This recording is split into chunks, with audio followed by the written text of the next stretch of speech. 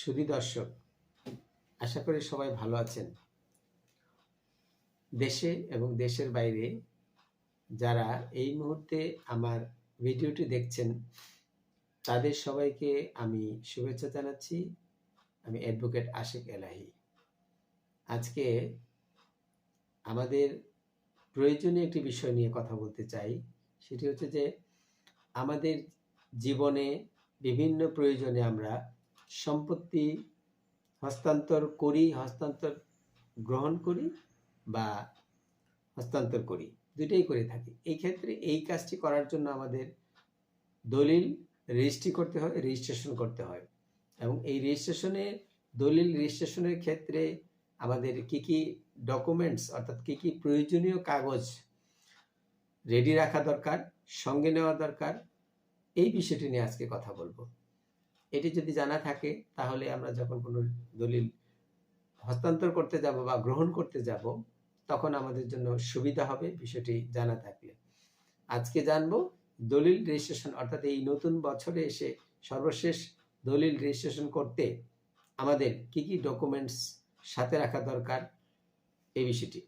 প্রথমেই যে বিষয়টি কথা বলবো যে একটি দলিল তৈরি করার পর সেটি আমরা যারা বিশেষ করে দলিল গ্রহীতা তাদের উচিত দায়িত্ব সেটি হচ্ছে দলিলটি চেক করা। অর্থাৎ দলিলের যে যাবতীয় বিবরণ আছে সেই বিবরণটি সঠিক আছে কিনা, কোথাও কোনো ভুল ত্রুটি হয়েছে কিনা। 10 পাতা, 5 পাতা, 6 পাতা, বড় ছোট বিভিন্ন রকমের বিভিন্ন সাইজের দলিল হতে পারে, তবু সেটি মনোযোগ সহকারে দেখতে হবে, পড়তে হবে। প্রয়োজনে যদি নিজে অর্থাৎ গ্রহীতার যদি নিজে সম্ভব না হয় তাহলে একজন এক্সপার্ট নিয়ে তাকে দিয়ে এটি চেক করাতে হবে।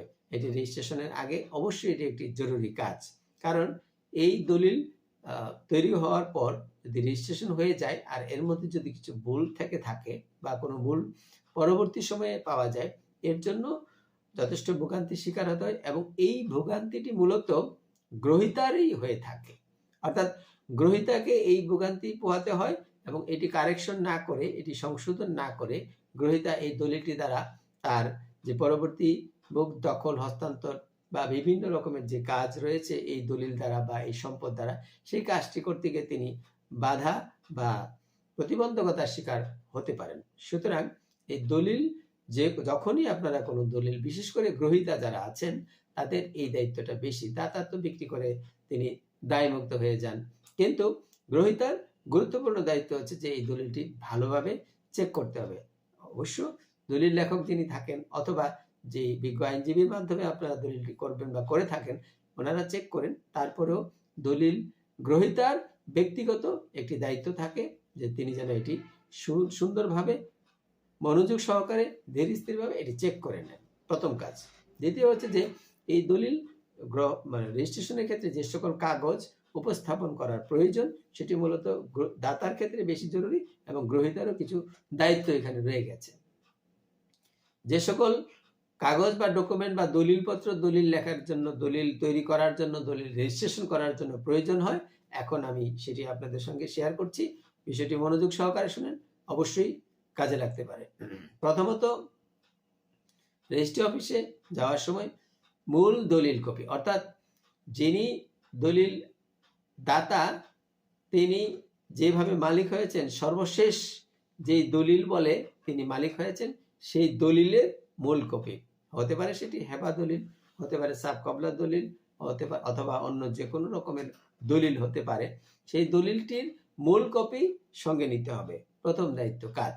দ্বিতীয়টি হচ্ছে যে সর্বশেষ রেকর্ডীয় হতে পারে অথবা নামজারি মূলে হতে পারে খতিয়ান, অর্থাৎ তিনি যদি ওয়ারিশ মূলে অর্থাৎ রেকর্ড মূলে মালিক হয়ে থাকেন তাহলে সেই পর্চা হতে পারে সিটি পর্চা, আমাদের বর্তমানে সর্বশেষ যে পর্চাটি আমাদের দেশে যেটি হয়েছে সিটি পর্চা বা বিআরএস পর্চা অথবা বিএস পর্চা, তিনি যদি পর্চায় মালিক হয়ে থাকেন তাহলে সেই পর্চাটি, আর যদি তিনি ক্রয়সূত্রে সেই সিটি পর্চা থেকে বা বিআরএস থেকে কিনে মালিক হয়ে থাকেন তাহলে তার মিউটেশন বা নামজারি বা নাম খারিজের মূল কপিটি সঙ্গে নিতে হবে। এই নামজারির সঙ্গে আমরা জানি যে আরও যে ব্যাপারটি রয়েছে সেটি হচ্ছে যে ডিসিআর, ডুপ্লিকেট কার্বন রিসিপ্ট এবং নামজারি খতিয়ান, সেই সাথে একটি প্রস্তাবপত্র থাকে। এই কাগজগুলি নামজারির সঙ্গে যুক্ত থাকে, সেইগুলি অবশ্যই মূল কপি, অর্থাৎ নামজারির যে মূল কপি, খতিয়ানের মূল কপি, সেটির সঙ্গে নিতে হবে। এরপরে রয়েছে হালনাগাদ খাজনা। হালনাগাদ বলতে বোঝায় যেটি সাধারণত আমাদের দেশের যে খাজনা যেটি সরকার গ্রহণ করে থাকেন, ভূমি উন্নয়ন কর, সেটি মূলত বাংলা সনকে ভিত্তি করে এর সময় গণনা করা হয়। অর্থাৎ প্রতি বছর বৈশাখ মাস থেকে এই খাজনার গণনাটা শুরু হয় এবং চৈত্র মাসে এটি শেষ হয়। তাহলে আপনি যখন রেজিস্ট্রেশন অফিসে যাবেন, সেই বাংলা সনের সর্বশেষ যে সনটি চলবে, সেই সনের খাজনার মূল কপি। বর্তমানে আমাদের দেশে খাজনা মূলত অনলাইনে রিসিভ করা হয়, সে কারণে অনলাইনের যে কপি, সেই কপি সঙ্গে রাখতে হবে। এটি একটি গুরুত্বপূর্ণ বিষয়। এরপরে রয়েছে যে এই দলিল বা পর্চার সংশ্লিষ্ট পূর্বের যে দলিল সমূহ রয়েছে, যেটাকে আমরা বায়া দলিল বলে থাকি, সেই বায়া দলিল সমূহ মূল কপি হতে পারে অথবা ফটোকপি হতে পারে, সেটি সঙ্গে রাখা জরুরি। কারণ এই বায়া দলিল থেকে কিছু তথ্য নেওয়ার প্রয়োজন হতে পারে, সাব রেজিস্ট্রার সেটি দেখতে চাইতে পারেন, সেক্ষেত্রে বায়া দলিল সমূহ সঙ্গে রাখতে হবে। এরপরে যে বিষয়টি দরকার সেটি হচ্ছে যে পর্চা বা খতিয়ান। অর্থাৎ আমাদের দেশে বিভিন্ন এলাকায় সামগ্রিকভাবে ইতিমধ্যে 4টি জরিপ হয়েছে, অর্থাৎ 4টি জরিপের ফলে আমরা যারা জমির মালিক তারা 4টি পর্চা পেয়েছি। কি কি পর্চা? সেটি হচ্ছে বা খতিয়ান, সেটি হচ্ছে এই জমির সিএস খতিয়ান, এসএ খতিয়ান, আরএস খতিয়ান, বিআরএস অথবা সিটি বা মহানগর জরিপের যে খতিয়ান, সেই খতিয়ানগুলোর কপিগুলোর সঙ্গে নিতে হবে বা রাখতে হবে। এরপরে হচ্ছে যে দাতা এবং গ্রহীতার পাসপোর্ট সাইজ কালার ছবি, অর্থাৎ রঙিন ছবি, সেটি সঙ্গে রাখতে হবে বা দিতে হবে। তারপর হচ্ছে দাতা গ্রহীতার জাতীয় পরিচয়পত্র অথবা জন্ম নিবন্ধন অথবা পাসপোর্ট অথবা তার কর্তৃপক্ষ কর্তৃক অনুমোদিত আইডি কার্ড, অর্থাৎ একটি পরিচয়পত্র লাগবে সেই দলিল সম্পাদন বা রেজিস্ট্রেশনের জন্য। এরপরে 2জন সাক্ষী, কমপক্ষে 2জন সাক্ষী উপস্থিত থাকতে হবে, এছাড়া আরেকজন শনাক্তকারী। এই বিষয়গুলি একটি দলিল রেজিস্ট্রেশন করার সময় দাতা এবং গ্রহীতার রেজিস্ট্রেশন অফিসে নিয়ে যেতে হবে। আর ইতিমধ্যে যে কথাটি আগেই বলেছি সেটি হচ্ছে যে দলিলটি সম্পাদন করার সময় বা রেজিস্ট্রেশন করার পূর্বে অবশ্যই ভালো করে চেক করে নেবেন যে দলিলটি সঠিকভাবে লেখা হয়েছে কিনা। আর এছাড়া আরেকটি বিষয় হচ্ছে যে দলিল রেজিস্ট্রেশন হওয়ার পর দাতার দায়িত্ব হচ্ছে যে রেজিস্ট্রেশন হওয়ার পর দলিলের একটি রসিদ হয়, সেই রসিদের অপর পিঠে অর্থাৎ পেছন দিকে স্বাক্ষর করবেন। আর গ্রহীতার দায়িত্ব হচ্ছে সেই রসিদটি ভেন্ডারের কাছ থেকে অর্থাৎ দলিল লেখকের কাছ থেকে অথবা যিনি আপনার দলিলটি সম্পাদন করার কাজে সহযোগিতা করবেন, যদি তিনি বিজ্ঞ আইনজীবী হয়ে থাকেন, তার কাছ থেকে সেই রসিদটি আপনি সংগ্রহ করবেন। সেটা হচ্ছে মূল দলিল সংগ্রহ করার যে রসিদ, সেই রসিদটি সংগ্রহ করবেন।